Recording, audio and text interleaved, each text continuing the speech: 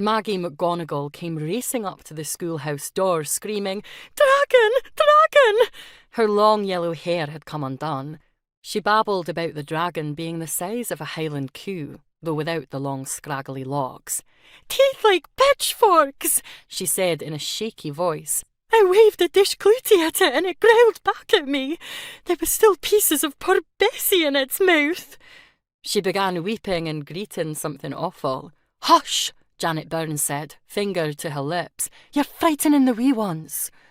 Though as far as I could see, the wee ones were not scared at all. They crowded around to hear the rest of Maggie's tale. Nothing like a monster sighting to stir primary school blood. Our headmaster, Mr. Harris, understood. When he had been that age, he had loved the stories of monsters too. It was why he had taken to his peculiar employment. Oh, not being a headmaster of a one-room schoolhouse, but a head of a group of monster hunters. Maggie's dragon wasn't a dragon, of course.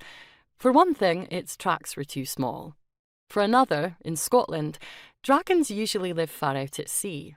Fish-eaters. The largest are maybe the size of a small rowboat. They're related to Murinidae, moray eels. We don't actually study Latin till next term, but Mr. Harris has allowed those of us interested to memorise the Latin names of monsters and flowers and trees from the time we entered his school.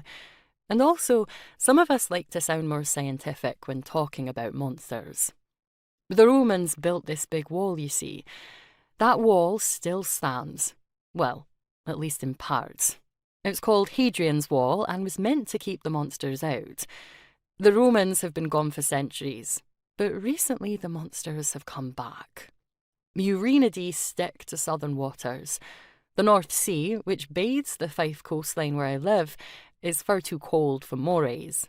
Their bigger cousins, the sea dragons, often swim along the coast, where a bit of the warmer Gulf Stream laps other parts of Scotland. And sometimes, almost accidentally, the smallest of them get tide-washed into the Firth of Forth, which means they go right by us here in the town of Ansthruther.